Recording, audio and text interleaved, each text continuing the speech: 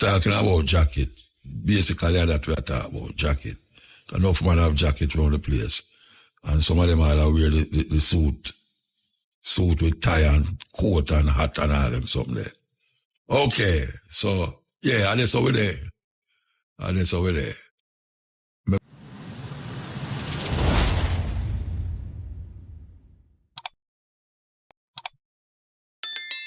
Problems again with how people going to school. But I want to say something different now, which is something where affect a whole heap of parents and them children. The school them have to know and understand, say, Jamaica is not a monolithic society anymore as it comes to religion. It's not one religion run Jamaica again. You have so many different religions outside of Christianity. Now, you cannot force students who are not Christians, are not of that persuasion, to go to devotion in the morning. That is not, I think so, I'm not sure, but I can find out. It's not legal. It's not legal. I say it's not legal, I don't know. Them can call Vivina, ask them, the ministry, if it's legal, to really put on penalty for student who said them is not Christian, so them don't take part in a Christian devotions. You have Muslim now, you have Rasta, you have Buddhist, you have ones in a school right now where them parents is not Christian and them don't bring up them people away there. So why should the student be persecuted for not wanting to take part in the devotion every morning them come to school? It's crazy. So I don't know if the ministry have something to say about that. I hear them talk about old dressing, old people them a dress. But me I go beyond the dressing, you know. Me I go talk about devotion. And most school have devotion. And them feel say it's a good way to start the day. When really and truly, them youth there, who are Muslim or Rasta or whatever them is, good at it have them devotion before them left them yard. To protect them from the madness we are going on the road. I don't know what is it or what can be done. The student, the mother and the parents should have write a letter and give the student them and tell the student, if you give the teacher them or the principal to tell them, say, they are not Christians. They don't want to take part in something that is against their religious belief. And I don't know what can happen after that, but we need to hear from the government. We need to hear from the government. And don't feel no way, you know. Them still are persecute the brethren them, or the children them, who come to school with them locks. Them still are do it. Them still are do it. What kind of this government them do have no, I don't want to say balls again, you know, because I know pure man there. But what can be done? What can be done? Because you lock out, pick me out of school, lock them out. What kind of madness is that? You lock out the pick them out of school. So what them for do now? When you lock them out of school, what them for do? Run up and down on the road, I go look them friend, them bad man friend. I go gamble, I go smoke, I go drink. And you lock the gate for the student them. It's madness. It's madness. And we can't keep going through this every school term, every change at school. You hear say something will go wrong as it relates to what they decide as discipline and take disciplinary action against the student them. You lock them out of school, you force them to go have devotion. You know, them thing they, well, we don't have no legal rights. We used to go to Mount Alvernia in a Montego Bay. Mount Alvernia.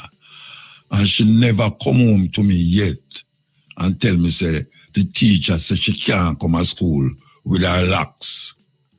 And she locks when she born. And she got Mount Alvernia, one Roman Catholic school that. Now, my other daughter, she got Woolmers. And I cannot remember her coming home and say, the teacher said she can't go back to school because she have locks. So what is it that is happening now that these teachers and maybe principals take it up on them head now for talk about, I mean, you have to be properly groomed, but you have to define what is properly groomed. You can't tell me, say, somebody here who grow naturally, where his nature grow it or it's supposed to grow. You are telling me, say, it not groomed properly. You are telling me, say, because a student is Rasta, and them parents bring them up as Rasta, or Muslim, or the other sector religion where they about. You're going to tell me say, you're going to lock them out because them not take no devotion. I see the Prime Minister 7 days and them work on Saturday. I don't understand that. Governor General a 7 days. When them just sit down at them yard and door, lock off them TV, lock them window, and stay in there till Saturday, till Sunday morning, Saturday morning. Who's deciding these things? A mother obviously try them best to make them children go to school decently, following the rules, like, you know, your clothes well put together, your shoes shine and all them something there, you know. And then, you say you get locked out because your shoes reach your ankle. How many people are coming from that time? So your family abroad bring her shoes for you. And because it little higher, it black, you know, and well shine, and it little higher than the normal shoes. You going to tell me say, the picnic is not properly attired? What the hell is going on in Jamaica? You lock out a student out of school because the shoes where them have on reach them ankle. I never know if an ankle it reach it up. Because that's so weird. It's who them people there. Who them people there do them something there. Who them people there do them something there. So where you want the picnic for now? The mother gone to work. The mother thinks that the picnic there at school. You lock out the picnic not gone to school. The picnic have to find something else to do. On the road, I got them friend yard go to madness and craziness. More than like them about a little boyfriend on the corner, you know, them going to have sex with and all them something there. What I deal with? What are not dealing with? What is properly dressed? What is groomed? When you say groom, what you talk about? When somebody here is groomed, properly groomed. Pick their go school. So much Jamaica, you know, we are go school, a certain uptown school, and them here long. And as Rasta go to school now with them here, you tell them, say, it is not acceptable because it would have junjo and lice and all them something there. And you attack the religion of the student. And now you lock out the student them out of school. I know you're not ball want to the Minister of Education or the Ministry of Education. Them don't know that I go on still. They must know, I know me first bring up that have come up from how long it have come up. And it not solve. It not solve. You buy your shoes, you buy your this, you make sure you pick the properly dressed, go to school and all them way there. And now you tell them, say, you have to lock them out. Because them is not properly attired. So I tell you, you know, say colonialism play a thing for we are rough. Yeah, man, colonialism is part of the madness. And now you have some neo-colonialists, Christian-minded, now left that out. Because most of them in the school, if you go to school, you can see them go to church every Sunday. Every Sunday them go to church. And them have to find something for wear every Sunday. Some of them can't wear about the same clothes that them go last week Sunday, you know, because them afraid Sister Agnesia see them and tell them, say, oh my God, you wear about the same clothes that you wear last week? Oh my gosh, man. Eh? What I deal with? Minister of Education, Ministry of Education. You don't hear, you must hear. It's not me the first said. You don't hear, say them a lock out, they put them out of school. What you going to do about it? Anybody who know the Minister of Education and not listen to me, go tell the Minister of Education and say, Muta, I raise hell, but how them a lock out, they put them out of school. And I talk about them have to go in a devotion. And them are no Christian. You can't just imagine we are keep all a bingy and a chant bingy. And students come there and we are tell them, say, why them can't come in, lock them out. Student, what kind of craziness is that? We don't see nothing wrong with it, Jamaican. We don't see nothing wrong with that. We don't see nothing wrong with it. It continue over and over and over and over and over. And the government are claiming to them do this, them do that, them do this, them do that. Them don't do nothing more than talk, say them are going to do it. Them don't lay down no law that govern what is supposed to happen. And the law, I bet you any money say the law, say the locking out, picking out of school is not legal. One 15 upstairs, find that out for me, you know. Because me vex. A whole heap of youth, whole heap of mother call me and talk to me. And I say, Muta about the Rasta vibes now, but you better pick the way and a Rasta, you know, them are no Christian. And also, I mean, them come to school looking a certain way, but you have to lock them out. What them for do? Them mother gone to work. Father gone to work. Where them for do now? Which part them for go? For till 3 o'clock. We want to find out if it's legal for teachers, for school, lock out people out of school because of how them dress. Yeah, me really want. The best thing to do is let them in and tell them, so tomorrow must come to school proper. Tell them mother, say, the teacher said them cannot come back to school looking like that.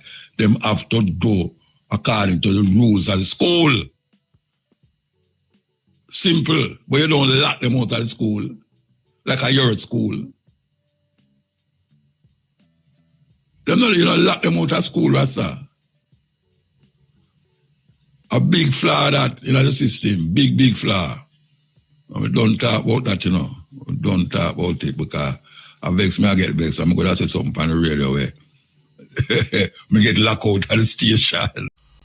And the principal called me in my office and say, that button is not allowed in the school. And him take off the button off of me and put it on my records. Pin the button on my record, you know. That means say, forever and ever, it will go there, they say, Mutabaruka didn't have on this button in a school when not supposed to have on. You see when Marcus Garvey here said them do that, Marcus Garvey walk around the whole school and take off every button, whether it be 4H button, YMCA button, him take off every button off of every picnic in the school and say, why, if film father button can't wear in the school, no button must be worn in the school. Now, years after now, I remember how long ago IRFM gave me the award. I wonder if Shane remembers. 2019, IRFM gave me an award. And the new principal, we are talking about when I go to school in the 60s, you know, 60s, late 60s, you know. In 2019, the principal of the school come to me and say, him have something to surprise me with. And you know what him give me? Him give me the folder with my school records and the button pin on the full school records. This is like from in the 60s. And you talk about 2019. Check how much years that. And it never do nothing to me. Me still did I do what I do. And I never turn out like no reckless idiot because I didn't have on a Marcus Garvey button. And now we hear them say, you know, big up Marcus Garvey. Them man, they not about again. But just for show you how certain people steer. A little button.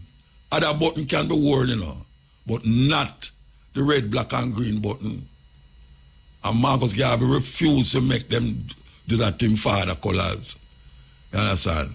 And after years after, from the 60s to the 90s, the 20s, me can see now, say, in my house, you know, me have that school record with the button pin on it. Now, the reason why I say that is, I don't know is where these people come from. These people who have this mindset, them against black, them against anything cultural expression other than Jesus and Christianity. And them have I mean, if it not going in line with Christianity, them knowing it. And them persecute people for it, just like how them used to persecute people in our olden days. It's a terrible thing. Terrible, terrible thing. A section of the Spanish Town bypass in St. Catherine will be closed for several hours this weekend. The closure will be between the roundabout at Ose Marty Technical High School and Michael Manley Drive. It will commence at 6 p.m. on Saturday and remain in effect until 11 p.m. on Sunday. The National Works Agency says the works will see a damaged culvert being removed and replaced. During the closure, motorists are urged to use alternative routes and observe the instructions of flag persons and posted signs. People's National Party President Mark Golding is expected to continue serving as the opposition leader following the September 3 general election. This as 27 of the party's 28 members of parliament elect have signed a letter to the Governor General confirming their support for Mr. Golding to continue in the leadership role. Mr. Golding made the announcement during a press conference this morning. He said one person is overseas and was unable to sign. Mr. Golding also assured that the opposition will hold the government to account. Meantime, the Jamaica Labour Party, which won the election with 35 seats, is holding a press conference this afternoon on matters arising following the conclusion of the general election. In news overseas, the FBI has released images of a person of interest in the fatal shooting of Charlie Kirk in the United States yesterday. It has also offered a $100,000 reward for information on the incident. Kirk, an ally of President Donald Trump, was shot at a university in Utah. Officials say the suspect appears to be of college age and fled into a neighborhood. The killer is still at large, but a high-powered rifle has been found in nearby woods. Earlier, 2 people questioned by police were released. Finally, South Sudan's first vice president, Riek Machar, has been charged with murder, treason and crimes against humanity in a move that some fear could reignite the country's civil war. Justice Minister Joseph King Atkech said the charges against Machar relate to an attack in March by a militia allegedly linked to the vice president. The roads leading to Machar's house in the capital, Juba, have been blocked by tanks and soldiers.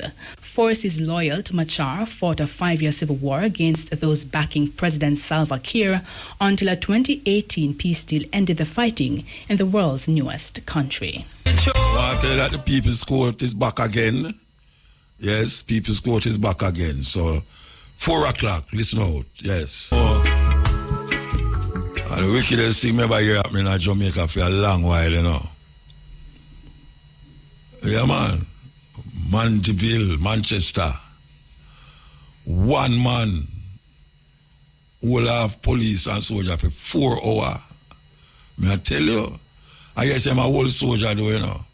As a matter of fact, I hear him get deported from Canada. 2 times. 2 times get deported. What kind of gun them have in other houses, so? And how much bullet? 4 hours. That sounds like some movie business started. Believe you me. Yeah, well, it sounds like some movie. Because I don't understand how 1 man can hold off the Jamaica Constabulary Force for 4 hours. I don't hear what him do yet. I just hear some simple little thing him do, you know. Well, not simple, but weird thing him do. And kill people. But the man, him dangerous, Rasta. Him dangerous, man. Yeah. Anyway, film life gone. As me I tell you, say, no man who hold gun pan police again. Nah go on a court. Me I tell you that. No man who hold gun pan police a go on a court. 6'6". I gone, him gone. So me I tell the people them that I keep reminding on you know. Especially the youth them who have gone out there. Them decide, so them not carry no gun to court. Yeah, as that them decide. No courthouse. Right there so. If you not try a thing, all when you come out and hold up on your hand, you will get killed because they don't shoot out the place already. Yeah, so we just make them know that. Don't challenge the police. Don't challenge the police. You're committing, it's almost like you're committing suicide. Because right now, them in a nothing with no gunman, but them go handcuff and carrying where? That done with. We take delight, pleasure in getting most of our products from Jamaica. On a weekly basis, we get yam, we get banana, we get jackfruit, we get guineas now. We get almost anything that is allowed to come here. And we love the fact that we have roughly about 20 Jamaicans supplying us with goods. But we have been facing some situation where certain people take a deposit and refuse to give the money. Well, most of our people in Jamaica are people who are struggling. So when we buy products from them, we try to work with them by giving them the money up front as a deposit and count on their honesty to be able to get the products to us. To be honest, most of the poor people them live up to it because we let them know this is Marcus Garvey philosophy, and we send the monies to them on a weekly basis. Sometimes $6,000, sometimes $12,000, sometimes $20,000. Sometimes $20,000 we send. And that is US that is US yes, US dollars. Every week we're sending that money. We have some larger companies that when we buy Aki, we will pay up like $100,000 for a container of Aki. So last year, November, we reached out to a seller of Aki, and he promised us that he has 1,000 cases of Akis in his warehouse. And for me to send him $50,000 US dollars as a deposit. As I said, I was doing business with most of my Jamaican regular people, and they were honest. They get the products to me. On this account now, this man promised me the Aki, and he didn't come true. December come, no Aki. January come, no Aki. It just keeps going. February, and he keeps making promises to get the Akis to us. Now we are out $50,000. So some of my board of directors, they're telling us anything we're buying from Jamaica, do not send any deposit to anybody else anymore. But what does Muta? It hurts the regular man who doesn't have the money up front. Hold on. I could go back to this money where you talk about. All right. So why him don't send the thing then? What him say? Okay. At first, when I contacted him in December, he said the Aki he had in stock, he used them. And then he's going to get them to me in January. Wow. He sold them to somebody else. Okay. Then by January...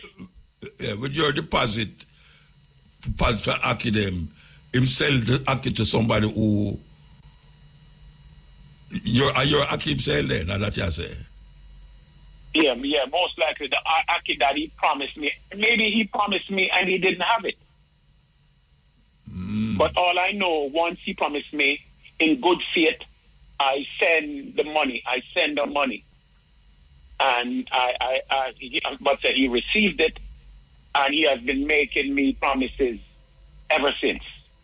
And it becomes very difficult because now we reach a stage where my company don't want to send any more money in advance. The good has suffer for the bad now. Exactly. So we are hoping that if some light is shed on this company, they will at least rethink it and try to do the right thing. You know what I mean? Yeah. Wow. And is the first you do business with him? We had gotten some Akis from him before, but I don't know. Sometimes some people use some method to draw you in, and once you're in, then they make a move like this. Okay. And is the person who you buy the Aki from, them tin the Aki for you, or how it work? Yes, they get the Akis from the farmers and can the Aki. They can the Aki and send it to us. There are just a few companies in Jamaica who have the license to can and export to the USA. Yeah, that company is one of them. Okay. So that company is one of them. I don't know if I can mention the company's name. No, don't mention it yet. Don't mention it. Well, may I ask you see? Now that you don't get the product and you have your money, you call the police or whatsoever? Yeah, we call the police, and since May, the police have been dealing with him, and it seemed like not even the police can get him to pay. Yes, so I'm looking at all avenues right now. The police said they were going to handle it, but we're still waiting for something to happen. How long the police are handling it? How long the police are handling it? I really contacted the police in May, and I even came down to Jamaica and make the report at the police station and sign the report, and I've been waiting on something to happen. Michael Duncan, president of the UNIA, and also a man who take crops from Jamaica to sell in New York on a big scale. It means like the Walmart for Jamaican crops, farming and thing. You go there, you're amazed for no say that they're there. I mean, Jamaican things, everything Jamaican in terms of food. All right. So you say the police don't make no move, what that you say? No, they told me they contacted him a few times, and when they reached out to him, he promised them about 3 times that he's going to get me the products within 2 weeks. And each time the 2 weeks come and the 2 weeks gone. And sometimes we're calling him and he doesn't answer. Like, for example, the last 2 weeks I've been calling both him and his daughter who manage the company, and they're not even answer the phone. So at this point I said that, yeah, go ahead. This are going from December, you say? From November, we gave him the deposit. Then you see, I take too long for go do something about it, brethren. You take too long, man. You have to take more action. Well, that's how we went to the police, because after he makes some excuse that, in January, February, he said that because of the rain or lack of rain, he didn't have any Akis. But I said to him, if you don't have the Akis, then it's okay. Give me Callaloo, because he can't Callaloo, or give me something else. Or if you don't have the thing, then return my money. So you like get Callaloo and Aki, and him have your money? He hasn't given anything, and he hasn't returned the money. That's why in May, in April we reached out to the police, and in May I came down to Jamaica just to come sign the papers. And every time he promised, in 2 weeks you'll get something. In 2 weeks you'll get something. But there is an abundant amount of Aki. 3-4 weeks ago, he had an article in the Gleaner stating that he's producing 200 cans of Akis every day. Oh, yeah? So if he's producing yes, the article came out in the Gleaner. I could send you the article. That he's producing 200 cans of Akis every single day. He is producing. But my only way is either the police going to have it or I actually bring it to the media, whether the social media, print media, or the radio, something, and hope that he will just do the right thing, Yeah, all right. So let me ask you have other people that do things right now, don't you? You don't stop. No, man. I have some people here, and I have some young people who I buy from, and they count on getting that money from us every single week. So we try to steer with them who we know. But recently I contacted a yam seller to buy a container of yam, and he wanted 25,000 deposit. And we're not really willing to do it because we don't want to take the chance again to lose so much money. Yeah. That terrible, man. It might make it bad for other people. Very bad. I think you should have get on to it faster than we are doing now, though. Trust me. You need to get on to it faster. We're really moving. We're really moving. But as I said, we were trying to see if he would really come through, and the promises them he's making. We were just hoping that he would come forward and do it. Well, obviously you have to take. You can't wait again because if you go back in a year, it's like November, 2 months away. So, it will go back in a year since it will go on. Yeah, so you need to take some serious move. That's why we're hoping that people will hear this, and if maybe people who he knows will hear it. He probably is going on like this because he thinks it's a secret and nobody will know. So he has no incentive because he took the money, and the police are trying, but I don't know what else they can do. But I think they need to make I go them friend them. Huh? I go them friend them. Yeah, boy. I don't really know, but I don't really know. But we just don't feel it well because we love Jamaica and we love to do business with Jamaica. And we bring in products from Jamaica every single week. And to be facing this and feeling helpless, I have some people down there who represent me. And when they call him, he doesn't even return the calls. When I say I'm up to something fishy, man. I'm up to something fishy, man. Near here, I'm up to something fishy, brethren. So that's what happened. People like them who are doing these things should be exposed. Because if they're not exposed, no one will know what they're doing, and they will continue doing it. And we have given him more than enough chance and time. Yeah. All right. Yes. Yeah, all right. On a lighter side, all the business are go up there. Why the Jamaican them up there gravitate towards where I do, I buy up the food them, or it go. Look here, Namuta. Jamaican people come here like crazy, and anything from Jamaica they buy. Anything that comes in from Jamaica. Each week we get certain products, and sometimes when we get certain products, within 3-4 days, the products are done. We get green banana from Jamaica, we get St. Mary banana, or we get jackfruit, we get Guinness, we get pear. And when people here we have products coming from Jamaica this morning, by this evening, most of it gone. Mob the players. Yes. Yeah. So especially the restaurant, the Jamaican restaurant them. Yes, and the Jamaican restaurants them, they come here and they get their supplies.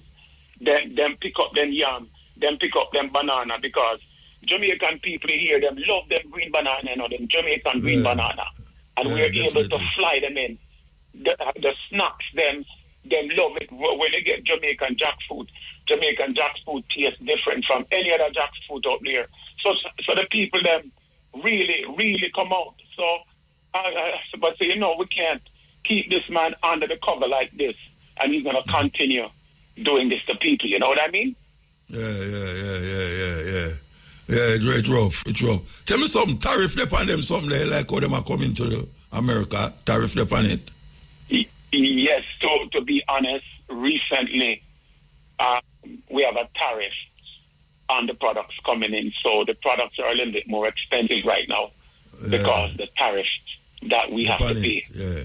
But even with the tariff, Jamaica no business about that. Jamaica no business about no tariff. Yes. Yeah. But they want ackee and breadfruit and yam and coke and dashing and man, seriously. Brethren, real and truly, you have to get pan it faster than what you do, You can't tarry now, because it got into a year. You're going to a year. So, how is the UNI here, man? And Liberia and everything, how that go? Yeah, well, we have contacts in Africa. We have things set up in Liberia. We have a factory in Liberia that we're going to produce certain things and send here as well. We have a farm called Liberty Farm. Yeah, I know about it. Okay, say for example, here in New York, we sell a lot of bami. And right now in Jamaica, we can't get one piece of bami right now. Cassava because spears. they're using the cassava to make the beer as well. So we can't get any bami. A couple of weeks ago, I got 30 cases of bami from Jamaica, and the 30 cases went in one day. Okay. So what we're going to do, there's a lot of cassava in Liberia. Yes. So we're planting cassava there. We have a farm there named Liberty Farm, as Mr. Garvey had spoken about 100 years ago. So we have the Liberty Farm there. We're growing cassava and many other produce, and we're gonna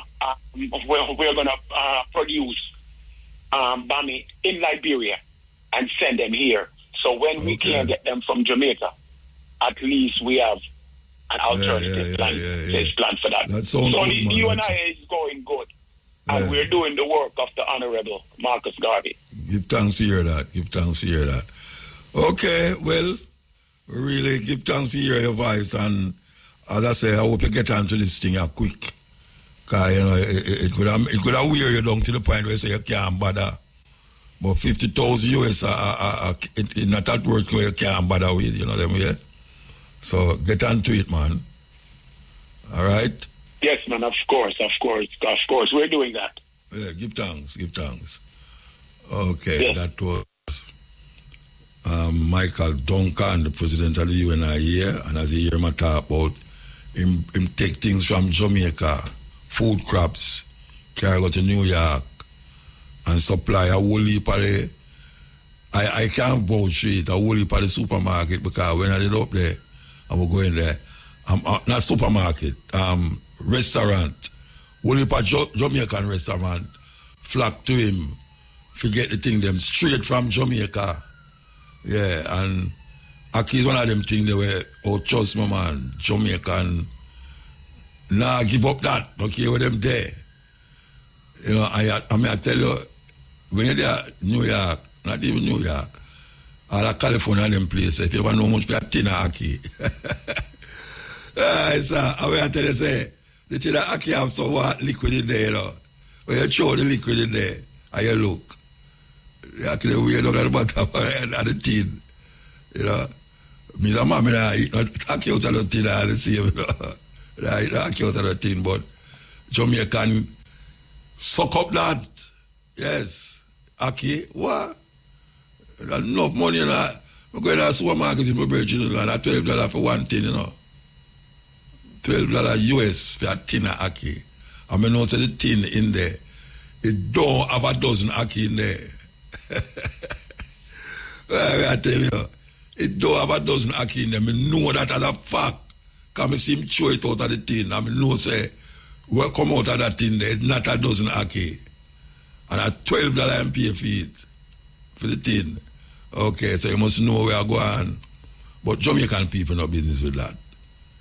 Jamaican people no business with that. Be all $50 them are do here. You understand? So, yeah, man, I just saw it there. We want to stand by, you know, for the lawyer, you know, People's Court. We have to get Sarah Elizabeth Cardinal. We're supposed to have her, so we're going to wait until the 4 o'clock hour and we talk about paternity fraud. Hey, a jacket, they really want to say, you know. A jacket, call it what it is in a Jamaica, man. Most of it about jacket, what you can do when you get a jacket. You understand? And if your name not upon the birth certificate and all these things, we're going to tackle that. So, yeah, man.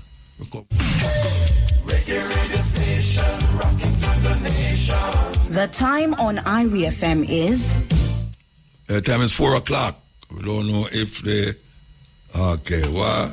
Very efficient, man. Very efficient.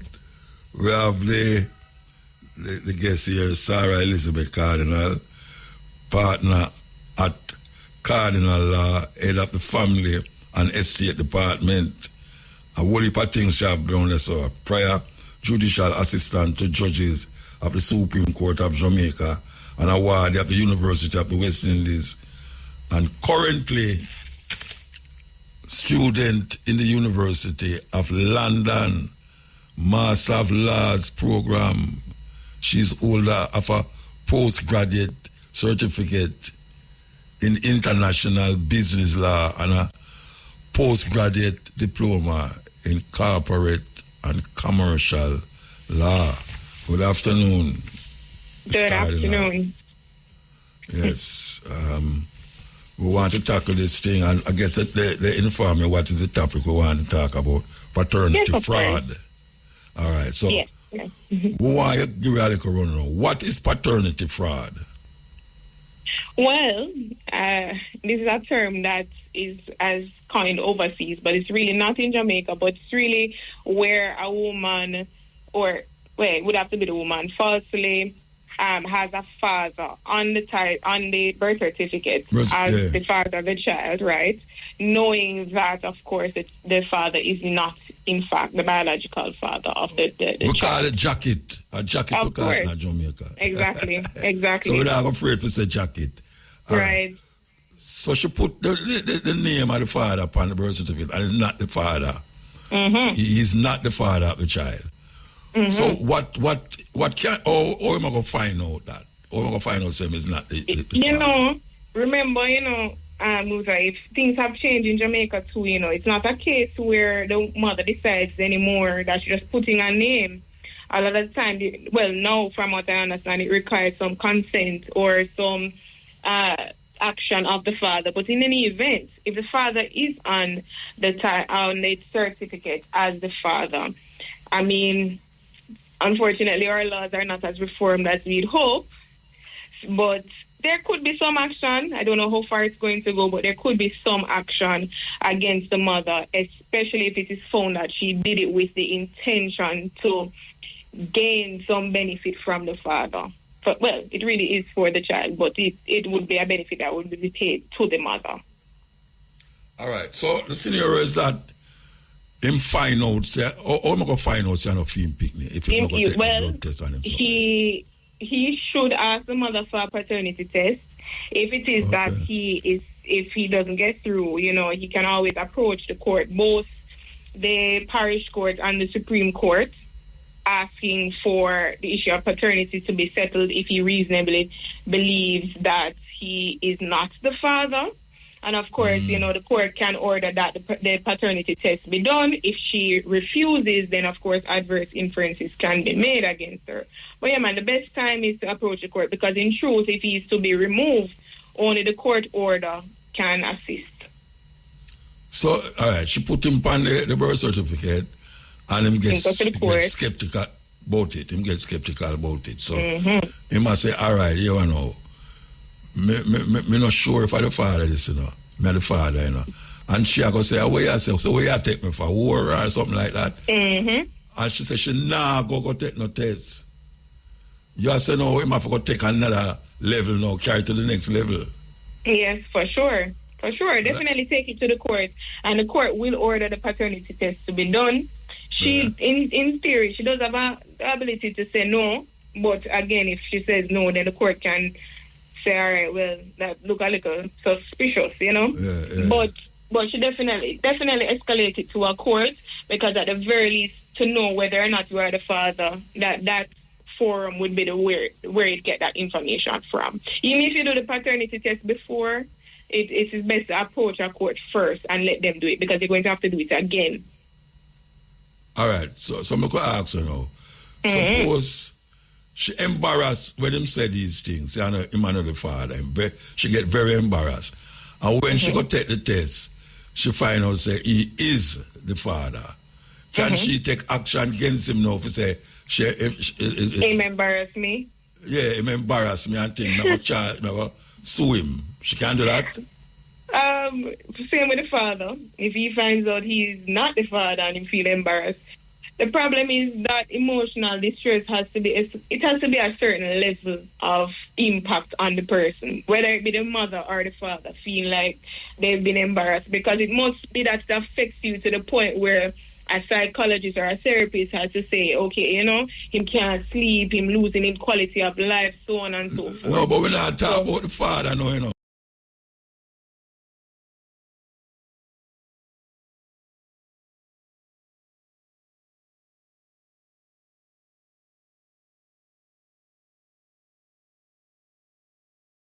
Or they can confirm to the court that the mother has seriously been affected. Yeah, like she walk in in the community. Level, it's not going any further.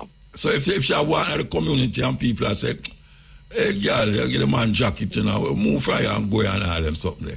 That could have a psychological problem, don't it? Right, exactly. But it have to be, it can't be just she saying it. It don't have to be she a professional. She have to go to the doctor. Exactly. Exactly. And that's a weird thing, because that's a whole thing in of itself, right? Yeah, keep certain things quiet and then all of a sudden it busts out. Because maybe none of them never wanted knowing, but the two of them, you know. But given with the circumstance, it busts out. All right. So carry me through how a person deal with it, like in terms of lawfully. Or tell me how them deal with it now. Carry me through the process. Sure. Well, as you know, the father has to consent to an extent to be added. But if it is that he becomes suspicious, you know, he should escalate the matter to the court. The court would order the paternity. And if it is found that he's not the father, the court will simply make an order to tell that the registrar down at RGD has to remove his name. Now, the distress and the compensation is another thing. I don't know if we reach there to an argument. But yes, approaching the court to have you removed, or at the very least, it will give you the peace of mind once the paternity is done. If you are the father, it gives you the peace of mind to say, it's my youth for real. You understand? Yeah. Right. All right. Suppose another man jump in at the situation, you know. Oh, gosh. Why I say, oh, gosh, man? Listen. No, watch out. Jamaica is a very, see when they come out to them, so it's a very complicated thing, you know. Of course. Very complicated, yeah. All right. So another man jump in it and say, him are the father, and the man still insists, say, all right, him say him are the father. The first man say him are the father. A second man come in and say, me are the father. The woman knows that she sleep with the two of them. And there's a possibility that she don't know what the father. Is there a way she can take the paternity test and it come up that them don't know which one of them are the father still? Yes, of course, because if you do a paternity and they consent to do it, even if it's outside the court and none of them are the father, then I mean, she'd have to figure it out. It can be a case because there clearly is a third person she's not mentioning at that point. Because if none of them are the father, somebody must be the father. I don't know how many Marys we have, but I only know of one. I said maybe it's a virgin birth. But, right? All right, so the two of them, the two of them is a problem. The two men them is a problem then. Yeah. Just hopefully none of them are on the birth certificate, because if none of them are on the birth, if one of them is on the birth certificate, they'd want to make the effort to get themselves removed if none of them are the father. So if none of them are the father, no. All right, suppose the one who, the second man decides, say, all right, he might go take the responsibility for the child. And the man I say, all right, I forget about it. He might go take responsibility for the child. How them work that out? That is two of them are going to say, no, they might go take responsibility for the child, even though it, or that's going to work out at the court. Well, you know, if he consents to being the father, in the sense of he's the father as the child is a child of the family, it would be similar, liability as a father. But it would be better if possibly he gets some sort of adoption or some sort of order from the court. Right. Either try to adopt the child or at least get an order confirming that the father is also an equal guardian. Something that would confirm that he has the true responsibility. Because he can say today in a moot and tomorrow him change his mind. So if you want to be bound... No, wait there. I think you miss what I ask. Come on. The two man them is not the father. But because them know the woman so long and them they sleep with her and ray. Oh, so the two man want to take care of the child? Yeah, the two of them will decide, all right. Them now go shun her, them will take care of the people. All them work that out in our court. All right, you're asking the court to do more than it's capable of. The judge would say, well, this sounds like you guys have an agreement without me. You don't need me any further, Because that can't be done, you know. It wouldn't be able to go that far. Other than possibly legal guardianship, but even then, I know that would be a difficult matter for a judge. So you can have your own informal agreement amongst yourselves, but the judge would say, you know, the door is right there. I think you guys have all finished what you needed from me at that point. Yeah. All right. the person married, the marriage bring this child out where it's not for the husband child. Is there a difference of how them work that out? If it was a common law versus a married law, is there a difference? Well, sort of. You see, when you are born of a married union, there's a presumption that the child is in fact, the father's child. In a common law, there's no such presumption. It's not assumed. So when you are married, it's automatically assumed that the child is of the marriage, that both persons in the marriage are the biological parents. But when it comes to common law, you don't have that sort of presumption. There's no assumed position.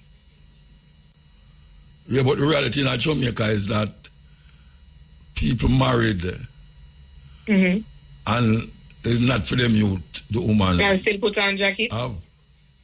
Yeah, she still put on a jacket on him. Even though and that's why, if you are a husband that you are concerned, then you make the approach to your wife, and if not, you escalate it to the relevant court. But there is a presumption that the child is in fact yours until otherwise stated. And that is from the Status of Children Act. Yeah, there's a presumption.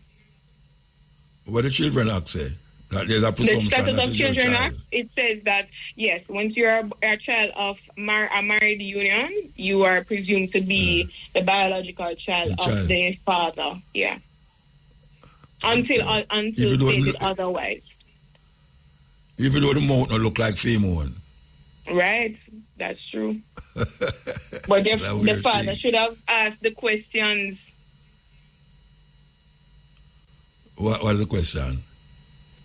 Well, you should ask the wife, well, he doesn't have my features. Are you certain? Are you sure?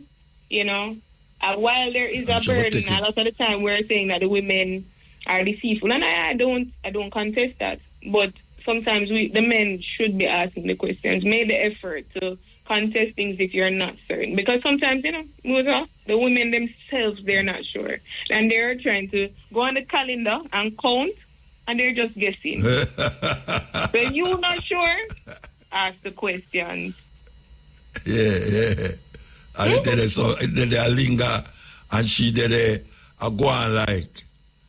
Exactly. So really and truly, you can't tell me, like, in a Jamaica, what is the percentage of this thing come up in a court, like, per year, with a jacket? What are the percentage? Because them say, I will leave by the man, them get jacket. Boy, let me tell you, I wouldn't know if I have that statistic, but what I can say is I'm a regular at the family court, and I can say I see a lot of them. I see a lot of those type of applications being made, because a lot of the times women will ask for maintenance, and always remember men too. At the point of a woman asking for maintenance, you can always contest paternity. You can say, Judge, I'm not sure if it's my youth, I don't want to pay money and it's not mine. And the judge will deal with it at that point. But it's a lot of it. I can tell you, I wouldn't know a percentage per se, but it's a lot. It's unfortunate, but I can sure it's at least probably 40 to 50 or more in terms of guesstimation. I am told that there's a large amount of that jacket business going on in Jamaica. A whole heap of man walk around the place and I wear jacket. As a matter of fact, I wear the whole suit. So anyway, we're going to take a break and come forward. We're going to take a break. Okay. Talking to lawyer here, Sarah Elizabeth Cardinal. I want to bring a scenario to you, right? Hello? Hi, I'm here. Yeah, I want to bring something to you. All right. A man and a woman married with a youth, right? And the man accept the youth as part of the marriage, said the two of them, a female youth and a woman. And one, like, let me tell you, 12, maybe 15 years, I take care of the youth in the marriage. And one day a man turn up from foreign and say, oh, my child, oh, my youth, he must be big now. And he might talk about the youth of the man I take care of for 15 years. And him say a female youth the man will just confirm to a female youth. How long before you can come and say a female youth and get the youth back? I don't think there is a timeline, to be honest, because in all honesty, as I mentioned to you, it really would be something that you'd be escalating to a court. So I don't recall there ever being any statutory limitation when it comes to something like this. So if you want to advance it as long as the person is, well, even then, even after the child turns 18, you can still bring it. It's just that you would bring it against the child rather than the mother. But there, I don't believe you there bring is what any against the child? Wait, hold on. Bring what against the child? The court case. So as I said, you escalate it to the court. So you'd basically be saying to the child, even if after 18 you'd be saying to the child, I believe myself to be a father. But there is no limitation. There's no limitation. But you know, so them saying they can cause machete for draw and gun for draw and all that. Of course. I tell you. Musa, you said can as if it hasn't happened already. A whole heap of that, you say a whole heap of that happen? I'm sure. I don't doubt it. If I've seen it in my, 6 years of practice, I'm sure it has happened many times. If I've seen it at the police, It kind of funny if a man come from foreign and realize him youth, a female youth, and him have to go through all certain things, and him go down and get the youth. And family matters generally. The people find that they're more emotional than a regular suing someone for some money that they owe you. It's a lot more emotional. I know. Especially distressing at the very least. So yes. All right. So we could go over where we're talking about now. We'll go over paternity fraud. And you said paternity fraud is essentially intentionally having a man registered as the father, the biological father of a child, knowing with certainty that the child does not belong to that particular person. It's not the biological product of that person. And they would know that is what? The man have to go do. Exactly. That is the question.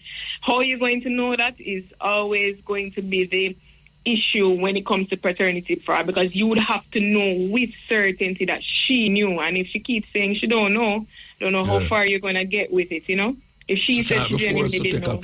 A test, she cannot be forced? No. Oh, no? No, as I said, the court can look at it suspiciously, but it can't be forced. But the man can't take a test, though? Sorry? The man can't take the test? Yeah, he can. And then the son have to go take the test, some consent of the mother. What I think that... But in a case, for instance, if the mother has brought the father to court for maintenance of the child, and the father questions paternity, and the mother is refusing to do the paternity test, I don't know how far her maintenance application is going to go. Can go, yeah. Exactly, and right. After the youth get big now. Right. Well, leave it at that. The jacket thing is a terrible thing in Jamaica, I believe you. Terrible indeed. Yeah. Well, give thanks, give thanks for your enlightenment, Really appreciate it. And all the people are listening out there, and they must say they're in the same position we are talking about on the radio now. So we're going to get some help from the law. And don't take it into them hand. Indeed. Choke nobody with because without the law, you still wouldn't get the remedy you want. Or you find yourself behind bars, eh? Yeah, definitely. All right, give thanks. It's Cardinal, give thanks. I appreciate it. Of course, thank you so much for having me. Yeah, man. Take care. That was Sarah Elizabeth Cardinal, and she's partner at Cardinal Law, head of the Family and Estate Department. And she have a whole park lays behind her name. So we're just talking about jacket. Basically, that we're talking about jacket. Enough man have jacket around the place. And some of them are wear the suit with tie and coat and hat and all them something there. Okay, so yeah, that's over there. That's over there. Me talk to the female. Tima, Thema, Thema. Thema means queen. Turkiya. Turkiya. Turkiya. Turkey means beautiful. Odile. Odile. O-D-E-L-E, Odile. Odile means patience. Patience. Olafunke. Olafunke. O-L-U-F-U-N-K-E. Olafunke. Olafunke means gift from God. Gift from God. So that's Tima. T-H-E-M-A. Tima means queen. Turkia. T-U-R-K-I-Y-A. Turkia means beautiful. Odile. O-D-E-L-E. Odile means patience. And Olufunke. O-L-U-F-U-N-K-E means gift from God. Male names. Ola. Ola. O-L-A. Ola means wealth or riches. Nkosi. Nkosi. N-K-O-S-I. Nkosi. Nkosi means ruler. Mongo. Mongo. M-O-N-G-O. Mongo means famous. Famous. And Mudada. Mudada. M-U-D-A-D-A. Mudada means the provider. The provider. So that's Ola. O-L-A means wealth or riches. Nkosi. N-K-O-S-I. Nkosi means ruler. Mongo. M-O-N-G-O. Mongo means famous. And Mudada. M-U-D-A-D-A. Mudada means provider. African name. Last night we said Alan Skil Cole pass away. Alan Skil Cole pass away. The greatest footballer come out of the Caribbean. Me I say that non-apologetically. The greatest footballer come from out of the Caribbean. Alan Skil Cole. 74-year-old. I'm gone. People say he was Bob Marley best friend. He was always around Bob Marley. And he was always playing football. So that is one of the great ones them who gonna live forever. Alan Skil Cole. Okay, here we go. Like and share, my people. You don't know. Now the details. The People's National Party has signalled its intention to bring a case to the constituted authority. Party President Mark Golding says this relates to alleged irregularities in West Central St. Andrew in the September 3 general election. West Central St. Andrew was contested by leader of the Jamaica Labour Party, Dr. Andrew Holness, and the PNP's Paul Buchanan. The constituted authority comes into effect whenever an election notice is issued. It oversees the polls and has the ability to halt or void elections where deemed necessary.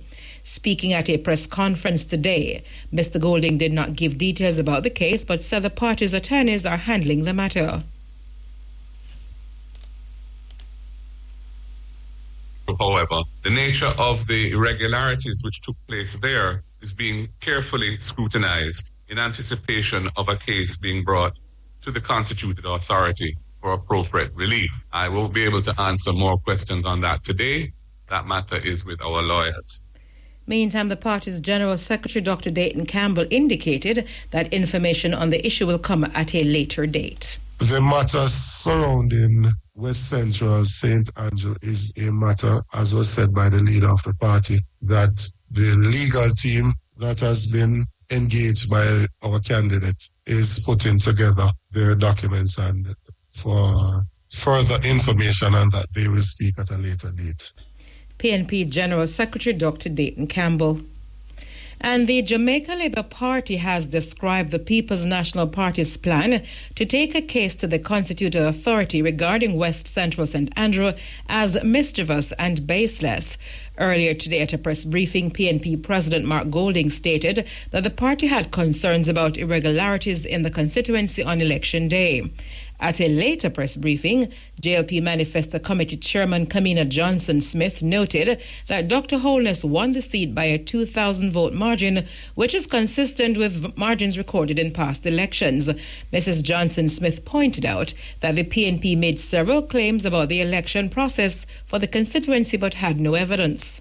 They spoke of irregularities but gave no details of their allegations. They're broadly referencing social media again. And it's difficult to say anything other than that the party finds the position taken by the PNP in respect of St. Andrew West Central to be baseless, to be frivolous, to be yet another indicator of a sense of desperation and an unwillingness to face the results and enter into introspection. She also noted that the PNP indicated that it will not seek magisterial recounts in constituencies that had close margins. Mrs. Johnson-Smith added that the PNP's position raises several questions, as among other things, no report of irregularities was made to the designated authorities. We're also advised that the Electoral Office of Jamaica's Election Centre, where representatives of both major political parties sit, along with several wide-ranging independent representatives, received absolutely no complaints about any irregularity in St. Andrew West Central on General Election Day. Furthermore, it's our information that the constituted authority, which has the power to stop the holding of an election in a particular constituency where irregularities are perceived, so they can actually do that in the course of the day, they also received no report of any irregularity in the constituency on election day. So there's several legal bodies or constituted bodies which are empowered to take decisions in respect of irregularities. None of them received any reports. The margin of 2,110 votes is similar to the margin that has been reflected in this seat consistently since 2002. It's in that overall context, in the totality of those circumstances, that it's very difficult to say anything other than the fact that the PNP's approach today, the matter that they're contemplating, is without basis. It is mischievous and, again, demonstrative of a lack of readiness to lead. JLP Manifesto Committee Chair Kamina Johnson-Smith. And the People's National Party is calling for an independent inquiry into the Electoral Office of Jamaica EOJ's management of the 2025 general election. PNP President Mark Golding said the party is concerned about some aspects of the operations conducted by the EOJ. He said the inquiry should be undertaken urgently with changes implemented for future elections. Mr. Golding referred to the long lines at polling stations and the time allowed for voting by employees. Because we need to improve the processes. In particular, the process that results in hours-long waits at many polling stations by voters who turn out to vote, frustrating electors and causing many to leave without voting. And this factor is exacerbated by the law, which only gives 3 hours as a window to employees to be away from their workplace during working hours for voting, which is clearly inadequate in Jamaica's modern realities when you consider the time for transportation to get to a polling station from the workplace, depending on where the person works and where they vote, and the lengthy delays in the lines in some polling station. The PNP president also pointed to the use of ink and black books on election day. Mr. Golding emphasized that the voters list needs to be cleaned. We also need to look at the use of finger inking. That was originally implemented to prevent multiple voting, but it currently facilitates voter suppression as persons are being induced financially to dip their finger in ink prior to the vote and then being paid not to vote. We have several reports of this being done. We're also concerned about the black book that is used in polling stations. It must be made available during the polling process for viewing by indoor agents and not left entirely to the presiding officer to identify voters who present themselves without IDs. Because if the presiding officer is operating in a way that is not satisfactory from an independent, impartial point of view, there needs to be the ability of the indoor agents on either side to scrutinize what is going on there. And the integrity of the voters list needs to be re-verified through a comprehensive re-verification of voters to clean it of dead voters in particular and other voters who don't have a place of residence in the constituency where they vote. The PNP president said the party has not made a formal complaint to any state organ about its concerns about voter suppression. He stated that the PNP will undertake a field survey in the constituencies impacted by the issues highlighted. The party will then decide how to proceed. We will be sending teams into those constituencies which were most affected by these issues to conduct a field survey. This survey will empower Jamaicans who experienced or witnessed these issues to share their experiences with us. Many persons are deeply upset by what took place, and this process will allow them to get some closure. It will also assist us to advocate for changes to the law and the processes of elections that will ultimately help to protect Jamaica's democracy from tactics that clearly affected the ultimate outcome of the 25 general election and which are not contemplated by the system that we have. PNP President Mark Golding. Meantime, Jamaica Labour Party GLP Communication Chairman Abka Fitzhenley says the Holness administration is focused on doing the work required by the people and will not be distracted by false narratives in the public domain.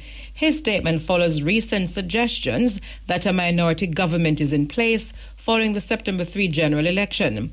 The GLP secured 35 seats compared to the PNP's 28.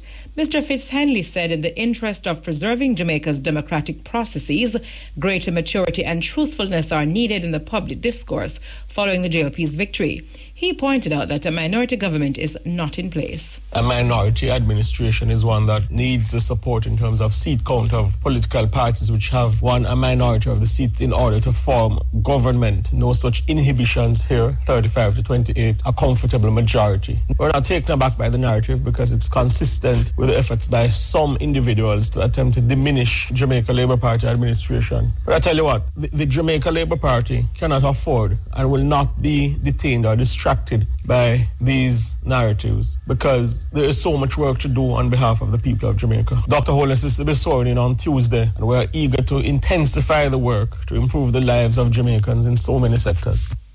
JLP Communication Chairman Abka Fitzhenley.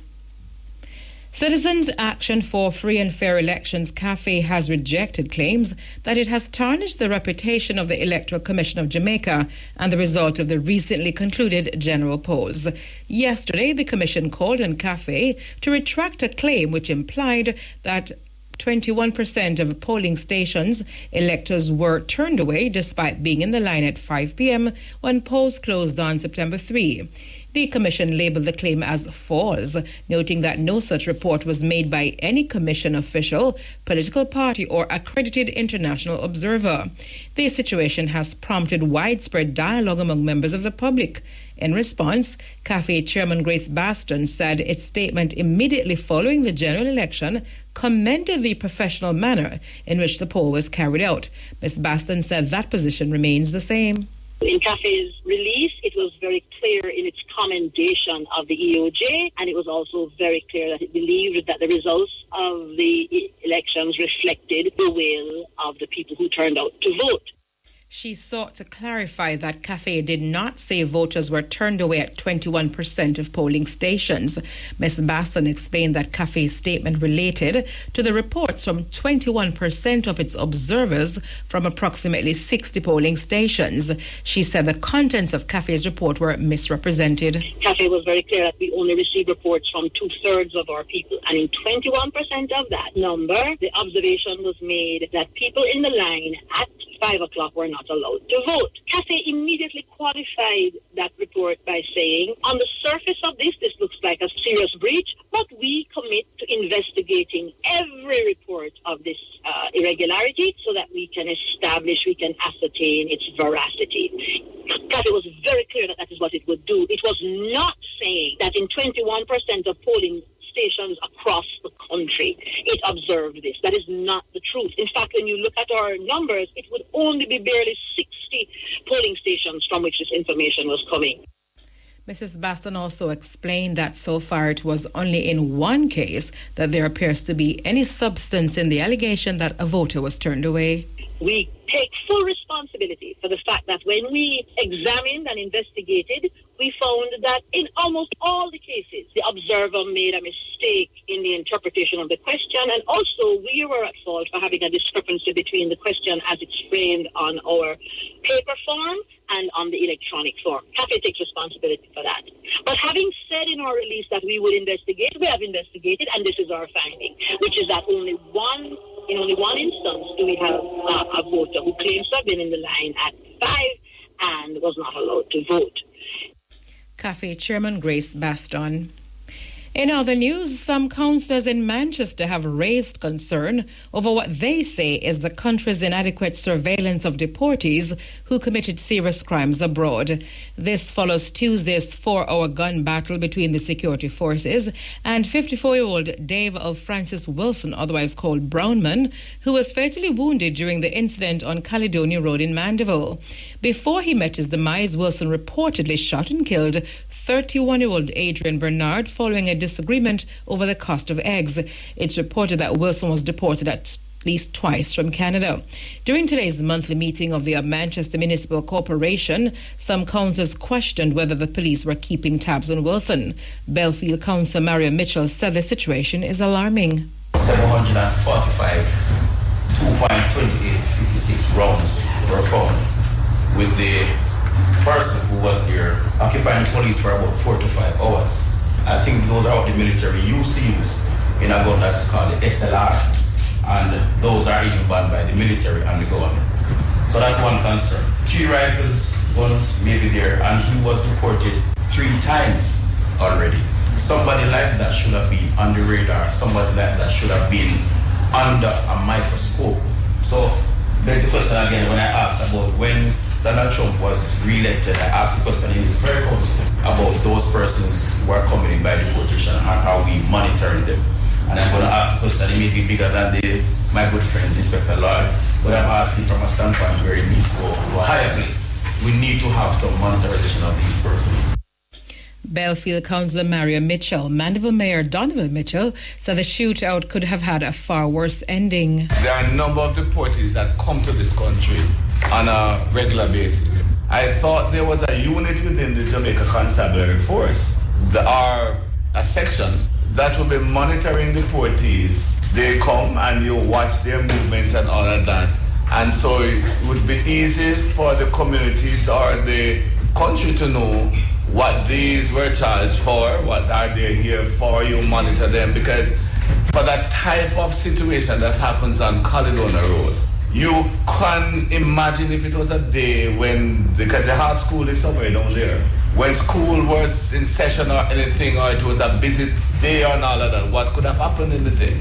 And so I think if we don't have it, or if we have it, it has to be monitoring more and more, because more deportees are coming back to Jamaica than normal. And so we need to look at what is happening and how is it that we are going to carve out something so at least the citizens know.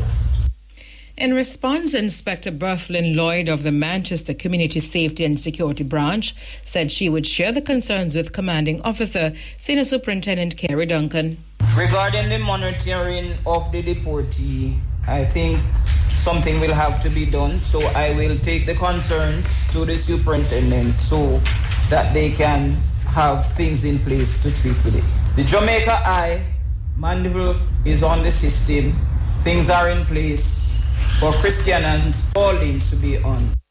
Inspector Berthlyn Lloyd of the Manchester Community Safety and Security Branch. A 25-year-old man is suspected to have committed suicide in Hague Settlement in Trelawney yesterday. He is Jamie Brown, a labourer of the community. Lawmen say about 5:30 p.m., residents discovered Brown's body at his home and alerted them. On their arrival, Brown was seen hanging from a board in the roof of the house with a cord tied around his neck. The Education Ministry says it will launch a male teacher recruitment drive soon. Portfolio Minister Dr. Dana Morris-Dixon says this is part of efforts to ensure that more males are in the school system. Speaking yesterday at the Shortwood Teachers College anniversary celebration, Dr. Morris-Dixon noted that the initiative will also focus on education for boys. Teaching must also continue to be a profession of growth for all, and that's why we're diversifying the field. And one of the things we're going to be working on is a male teacher recruitment initiative. How do we get more men in our schools? And that's in conjunction with our focus on education for boys. Because the reality is, when I look at the numbers, every time the results come out for any exam, the girls are way ahead of our boys. And it doesn't make me happy at all. I want to see our boys thriving. And so we have to do a lot of work, and I hope at Shortwood Teachers College you'll work with us to figure out where are we going wrong in educating our boys. She said the ministry is also implementing a teacher wellness program. Dr. Morris Dixon said this program is aimed at securing the health and well-being of educators. We know that teaching is not an easy vocation at all. Having been one, having been stressed out every day when I went to class, it demands patience, strength, compassion, and stamina.